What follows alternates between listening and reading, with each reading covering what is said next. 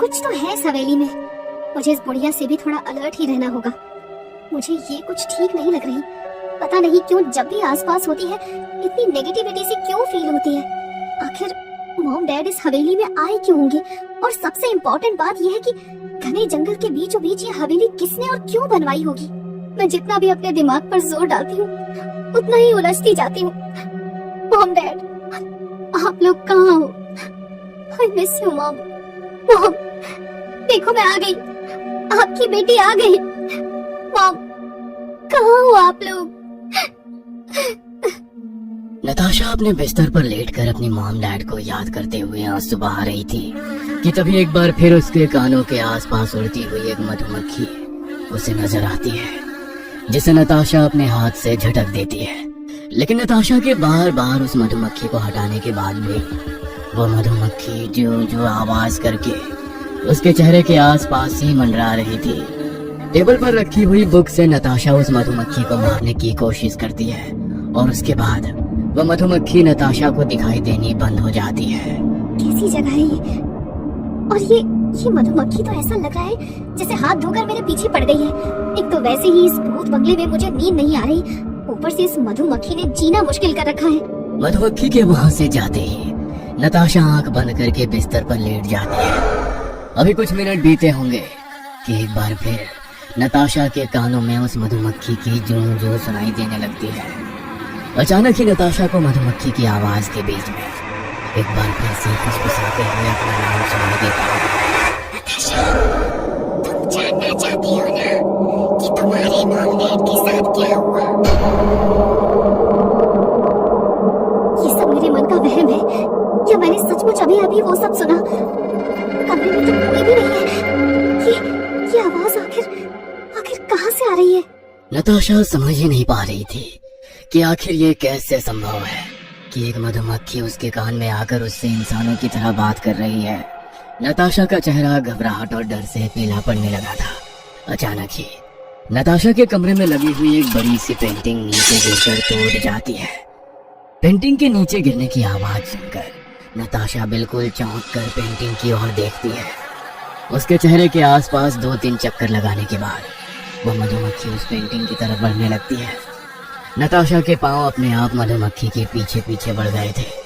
Painting के नजदीक जाकर उसने देखा कि उस टूटी हुई पेंटिंग की बैक साइड में से एक चाबी का गुच्छा लटका हुआ दिखाई दे रहा है। मधुमक्खी उस चाबी के आसपास जाकर मंडराने लगती है। ये चाबी, ये कहाँ की चाबी है और इस पेंटिंग के अंदर छुपा कर क्यों रखी गई होगी? क्या ये कोई इशारा है या फिर मैं इस पहेली के चक्रव्यूह में धंसती जा रही हूँ? इससे पहले कि नताशा कुछ भी समझ पाती, वो मधुमक्खी कमरे से बाहर निकल जाती है। नताशा भी दबे पांव मधुमक्खी के पीछे पीछे चल रही थी। मधुमक्खी का पीछा करते करते नताशा एक दरवाजे तक पहुंचती है जहां ताला लटका हुआ था। अपने हाथ में उठाए हुए उस चाबी के गुच्छे में से एक चाबी इस ताले में लगाती है और उसी के साथ वो ताला खुल जाता है। घबराते हुए नताशा सीढ़ियों से नीचे की ओर जाती है। ये सीढ़ियां शायद नीचे बेसमेंट की तरफ जा रही थी। सीढ़ियों पर गहरा अंधेरा छाया हुआ था। नताशा ने अपने मोबाइल की फ्लैशलाइट ऑन की और वो सीढ़ियों से नीचे उतरने लगी। अचानक ही एक छोटी सी बच्ची के राइम्स गाने की आवाज उसके कानों में पड़ी।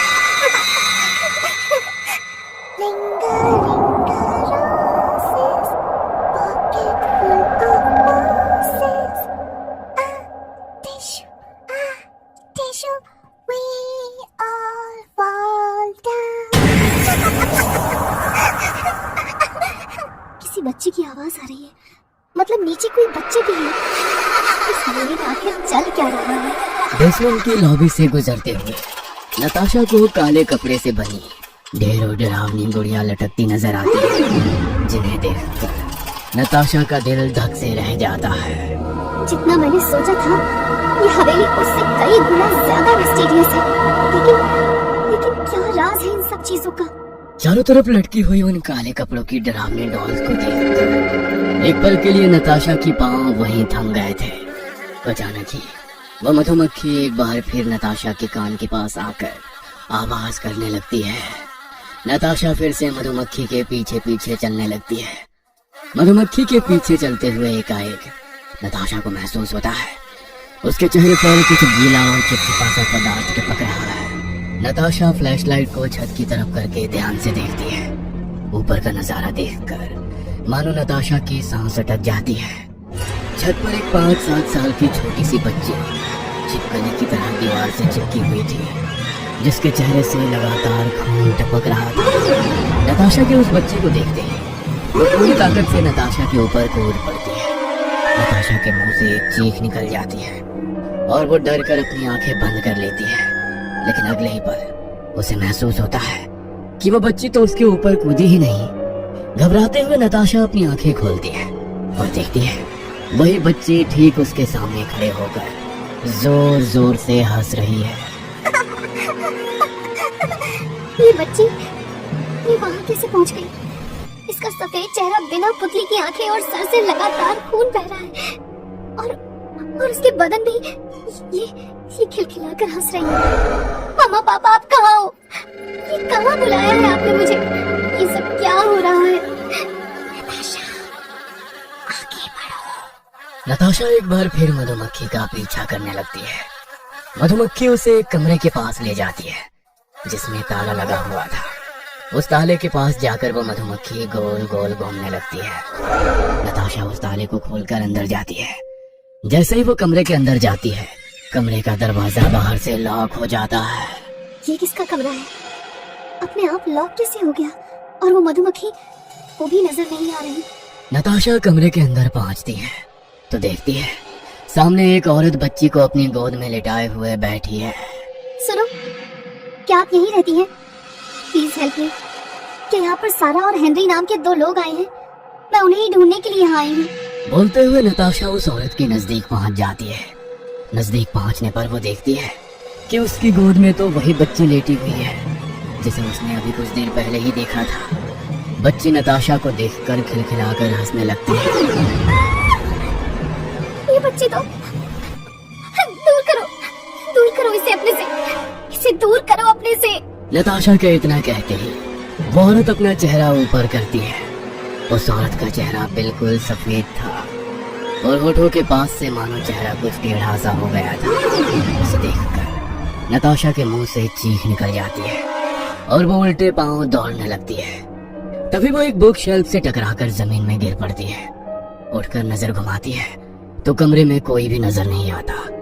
नताशा एक एक करके उस बुक शेल्फ में रखी हुई किताबें और डायरी को उठाकर पढ़ने लगती है। तभी नताशा के हाथ से छूकर एक फाइल अचानक जमीन पर गिर पड़ती है जिसके अंदर ढेरों अखबार की कटिंग दिखाई पड़ रही थी। नताशा उस कटिंग को पढ़ना शुरू करती है। ये सब तो मिसिंग हुए लोगों की तस्वीरें हैं जो इतने सालों से गायब हुए हैं, लेकिन ये सारी तस्वीरें यहाँ कैसे? नताशा अब और भी तेजी से शेल्फ में रखी फाइल उलटने लगती है। तभी उसके हाथ एक डायरी लगती है। इंस्पेक्टर जगमोहन शिंदे, इसका मतलब ये डायरी किसी इंस्पेक्टर की है। साल 2000 एक के बाद एक कई सारे लोगों की मिसिंग होने की कंप्लेन आ रही थी और हैरानी की बात तो ये थी कि ये सारी कंप्लेन एक ही एरिया के आसपास से आ रही थी। पहले तो मुझे ये किसी ह्यूमन ट्रैफिकिंग वाले गिरोह का काम लग रहा था, लेकिन धीरे धीरे जब मेरी तहकीकात आगे बढ़ी तो सारे सबूत एक बंगले की ओर इशारा करने लगे। मैंने जिस किसी के साथ भी इस बंगले के बारे में डिस्कस किया, सबने मुझे इससे दूर रहने की ही सलाह दी। लेकिन मैं पिछले 1 साल से इस केस पर काम कर रहा था, इसलिए अब पीछे हटने का मेरे लिए कोई मतलब ही नहीं था। मुझे कुछ भी करके इस बंगले और मिसिंग लोगों के बारे में पता लगाना था। इसलिए इस एरिया के आसपास जितने भी लोग थे, मैंने सबसे कांटेक्ट किया। अभी मेरी मुलाकात एक बूढ़े आदमी से हुई जिसने तकरीबन 20 साल पहले इस बंगले को बनाया था। मैंने ही उस बंगले को बनाने का कॉन्ट्रैक्ट लिया था। वहाँ मत जाना साहब, किसी को नहीं जाना चाहिए उस बंगले में। मनहूस है वो बंगला। मैंने तो साहब को मना भी किया था कि इस जमीन पर कंस्ट्रक्शन ना करे, लेकिन उन्होंने मेरी बातों को मजाक में उड़ा दिया। बंगला बनाते समय साइट पर एक के बाद एक कई मनहूस घटनाएं घटी। उन घटनाओं को देखकर कितनी बार मैंने उस प्रोजेक्ट को छोड़ने के लिए मालिक से बात की, लेकिन मैं पैसा एडवांस में ले चुका था और वो पैसा मुझसे खर्च भी हो गया था। बंगले का काम पूरा करने के अलावा मेरे पास और कोई चारा नहीं बचा था, इसीलिए मजबूरी में मुझे वो काम पूरा करना पड़ा। जितने समय में वो बंगला बनकर तैयार हुआ, वहाँ पर मेरे कई मजदूरों की जान चली गई, कईयों का मानसिक संतुलन बिगड़ गया और लगभग हर रोज ही किसी कुत्ते या बिल्ली का मृत शरीर वहाँ पर पड़ा हुआ मिलता था। कुछ बहुत अजीब सा था वहाँ। जो कोई भी हवेली के संपर्क में आया कभी आबाद नहीं हुआ। मुझे देख लो, इस दुनिया में मेरा कोई नहीं, अकेला जीवन बिता रहा हूँ मैं। उस बंगले को लेने के बदले में बहुत पैसा मिला था मुझे।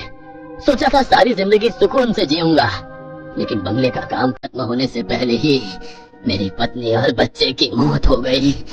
तब से मैं ऐसे ही अकेले अपना जीवन बिता रहा हूँ। उस आदमी की बात सुनकर मेरा मन आशंकाओं से घिर गया था। मेरा ऐसे किसी भी शगुन अपशगुन पर बिल्कुल भी भरोसा नहीं था। मेरा मानना था कि वहाँ जो कुछ भी हुआ उसके पीछे जरूर किसी न किसी इंसान का ही हाथ होगा। सबसे ज्यादा शक मेरा जमीन के मालिक पर ही था। इस बंगले के बारे में मुझे पता चला कि जो बातें मैंने सुनी थी वो पूरी तरह झूठ नहीं थी। ये जमीन किसी विलियम नाम के आदमी ने सस्ते में खरीदी थी। अपने परिवार के साथ रहने के लिए उसने इस जमीन पर यह बड़ा और आलीशान बंगला बनवाया। दरअसल विलियम एक गैंगस्टर था जो अक्सर पुलिस के निशाने पर रहता था। एक तरह से ये घर उसने अपने परिवार की सेफ्टी और खुद को छुपाने के लिहाज से बनवाया था। जब ये बंगला बनकर तैयार हुआ तो विलियम अपनी पत्नी मैरी और बेटी मारिया के साथ यहाँ आकर शिफ्ट हो गए। विलियम अब तो कई बार तो महीनों तक भी घर लौटकर नहीं आता था। ऐसे में मैरी इस हवेली में अकेली मारिया के साथ रह जाती थी। आसपास कोई गांव ना होने के कारण मारिया की पढ़ाई यहाँ रहने पर संभव नहीं थी। इसलिए मैरी ने 16 साल की मारिया को पढ़ने के लिए हॉस्टल भेज दिया था। अब इस बड़े से बंगले में मैरी बिल्कुल अकेली थी। हवेली में काम करने वाले चंद नौकरों के अलावा इस बंगले में रहने वाला कोई नहीं था। नौकरों ने महसूस किया कि मैरी का व्यवहार गुजरते दिनों के साथ बदलता ही जा रहा है। अक्सर वो बैकयार्ड में लगे हुए झूले पर झूलते हुए अकेले में बड़बड़ाने लगती। कभी अकेले कमरे में बैठकर खिलखिलाकर हंसती तो कभी चीख चीख कर रोने लगती। कभी दीवारों को अपने नाखूनों से खरोचती तो कभी दीवारों पे अपना सर पटकती। मैरी के बंगले में उस समय 2 नौकर काम करते थे। एक दिन मैरी की पालतू बिल्ली उसके कमरे में मरी हुई पाई गई। बिल्ली की स्थिति इतनी खराब थी कि उसकी ओर देखना भी संभव नहीं था। मैरी के पूरे कमरे में बिल्ली के शरीर के टुकड़े बिखरे हुए थे। नौकरों को लगा था कि मैरी को बिल्ली के मौत से सदमा पहुंचेगा, लेकिन उसके उलट मैरी उस बिल्ली को देखकर जोर जोर से हंस रही थी। हवेली में काम करने वाले नौकरों को मैरी की मानसिक स्थिति पर हो रहा शक अब यकीन में बदल गया था। कुछ दिनों के बाद हवेली में काम करने वाला एक नौकर रहस्यमय तरीके से गायब हो गया। पहले वो बिल्ली और फिर उसके बाद नौकर शाम के गायब होने के बाद दूसरे नौकर ने इस बंगले से नौकरी छोड़ दी।